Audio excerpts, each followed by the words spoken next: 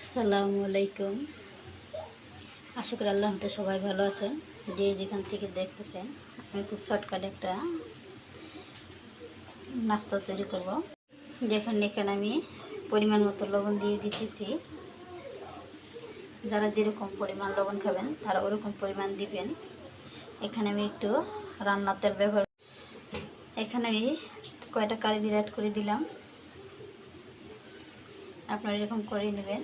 আর আমি এখন হালকা করে এটা মিশিয়ে নেব তেলটা আগে ভালো মতো তেলটা। এখানে দেখেন আমি একটু পানি অ্যাড করে দিতেছি। পরিমাণ মতো পানিটা নিয়ে নেবেন আপনারা। পানিটা পরিমাণ মতো নিয়ে নিলে সুন্দর করে এটাকে আবার মাখিয়ে নেবেন। এই যে দেখেন এখানে সুন্দর করে মাখা হয়ে গেছে। এরকম করে মাখা মাখা করে নেবেন সুন্দর। বলটা যেন সুন্দর হয়ে যায়। বলটা দেখেন খুব সুন্দর হয়েছে। এই যে দেখেন এখানে আমি বল করে নিয়েছি। সুন্দর করে রুটিটা বেলে নেব।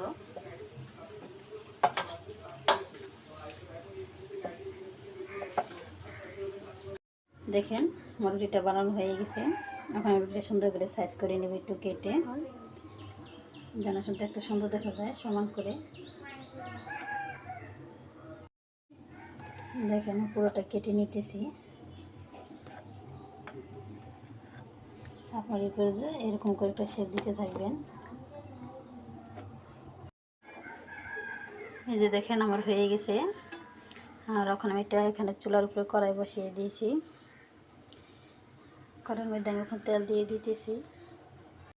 দেখেন আমার তেলটা গরম হয়ে গেছে। আমি এখানে এখন দিয়ে দিতেছি। এরকমভাবে দিয়ে দিব।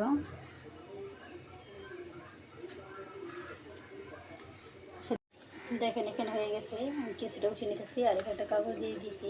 কেউ চাইলে এখানে টিস্যু ব্যবহার করতে পারেন। আমি চাইতেছি যে তেলটা এখানে কাগজটা টেনে নেয়। এখানে এখানে দিয়ে দিতেছি। দেখেন এগুলো আমি আবার তুলে নিতেছি।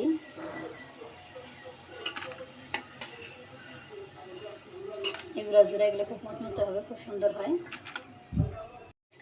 দেখুন এগুলো দিয়ে দিতেছি।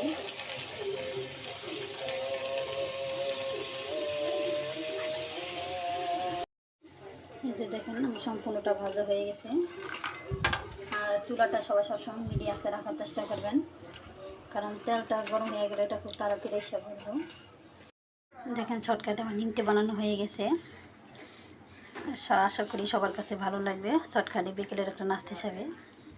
আর আপনারা চাইলে এটার মধ্যে একটু বিট লবণ ইউজ করে আমার ভিডিওটা চালের সাথে সাথে আপনার কাছে সবার আগে চলে যাবে। এই জন্য সাবস্ক্রাইব করবেন, বেশি বেশি করে শেয়ার করেন। আজকের মতো ভালো থাকবেন। আল্লাহ।